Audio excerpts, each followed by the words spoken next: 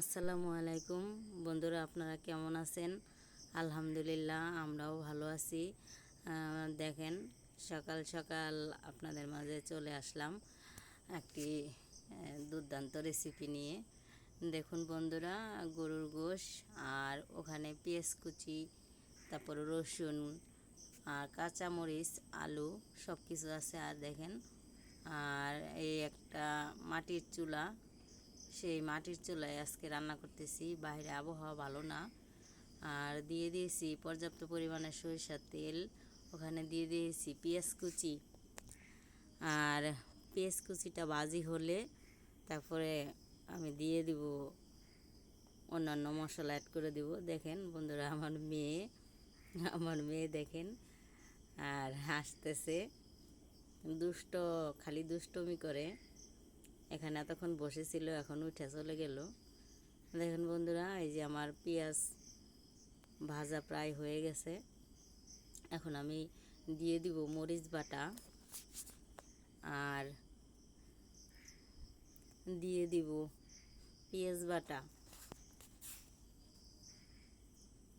আর রসুন আমি এমনি আস্ত দিব, আবার করা দিব, তার জন্য আমি রসুন দিয়েছি কম। আর এখন দিয়ে দিব আদা বাটা। বন্ধুরা দেখেন, কারণ আমি এমনি রসুন বেশি দিয়েছি, দেখেন আস্ত রসুন দিচ্ছি, এজন্য আমি এমনি বাটা রসুন অল্প দিয়েছি। আর এরকমভাবে রসুন দিলে খেতে ভারী মজা হয়। আর এই যে রসুন কোষ করে আমি ছুলে নিয়েছি, পরিষ্কার করে রসুন দিয়ে দিলাম। এগুলা দিয়ে আমি হালকা ভেজে নিব। আর রসুন দিলে খুব টেস্ট হয় তরকারি, গরুর গোশে, যে কোনো গোশে এমনি এইভাবে রসুন দিলে খুব ভালো লাগে খেতে। আর দিয়ে দিব হলুদ গুঁড়ো বন্ধুরা, দিয়ে দিব জিরা ধনিয়ার গুঁড়ো, আর সাথে দিয়ে দেব এই গরম মশলা, মানে এলাচ, দারচিনি, জয়ত্রী, জয়ফল ব্লেন্ডারে পেস্ট করা বন্ধুরা, সেই গুঁড়ো দিয়ে দিব। আমি স্বাদ মতন লবণও অ্যাড করে দিয়েছি। দেখেন বন্ধুরা, আমার গোশের, এই দেখেন আমার এই গোশ, আমার মশলাটা কষানো হয়ে গেছে, তেল উপরে বেশি উঠেছে। আর আমি দিয়ে দিব গোশ। এই দেখেন বন্ধুরা, আমি এই গোশগুলো ঢেলে দিচ্ছি।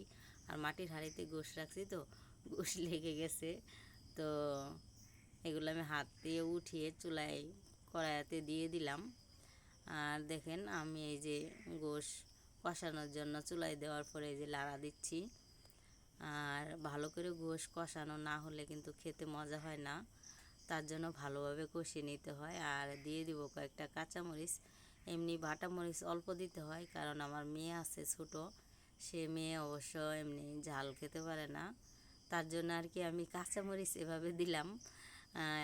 ঝাল লাগে সে এভাবে ভাতের সাথে নিয়ে খাবে আর কি, তার জন্য।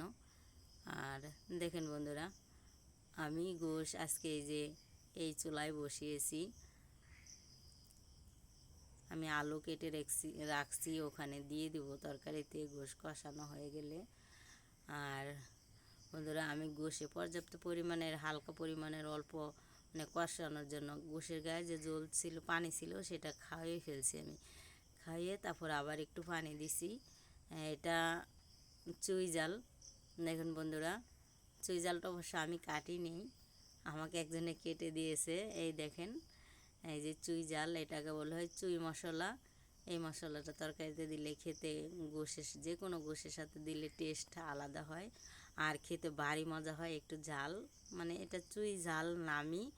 আর এই মশলাটা তরকারি দেওয়ার সাথে সাথে গ্রানটা অন্যরকম হয়, আর খেতে যে কি ভালো লাগে তা বলে বোঝাইতে পারবো না।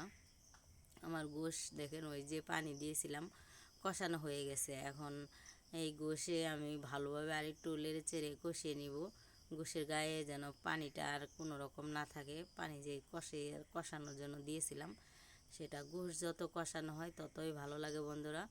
আমি এই দেখেন ভালোভাবে কষিয়ে এবার পানি দিয়ে দিলাম। গোশে আরও পানি লাগবে, কারণ অল্প পানি দিলে তো সিদ্ধ হয় না, সিদ্ধ হওয়ার জন্য তো পর্যাপ্ত পরিমাণে পানি দিতে হয়, তাই না বন্ধুরা? তাই আর কি, দেখেন আমি এই যে পানি দিয়ে দিলাম, বেশ আরও একটু পানি লাগবে। তো এই যে আমি আরও একটু পানি অ্যাড করে দিলাম। এতে আমার গোশে জল দেওয়া তরকারির হয়ে গেছে বন্ধুরা। আর আমি এত ভালোভাবে কথা বলতে পারি না বন্ধুরা, কারণ আমি গ্রামের মেয়ে। দেখেন, আমি যদি কোনো ভুল কথা বলি তাহলে আপনারা নিজেদের মতন মনে করে আমার কথাগুলো সংশোধন করে নেবেন। আর আমার তরকারিটা প্রায় হয়ে গেছে দেখেন বন্ধুরা, আমি এখন নামিয়ে ফেলবো অল্প কিছুক্ষণের মধ্যে। দেখেন আমার তরকারিটা হয়ে গেছে।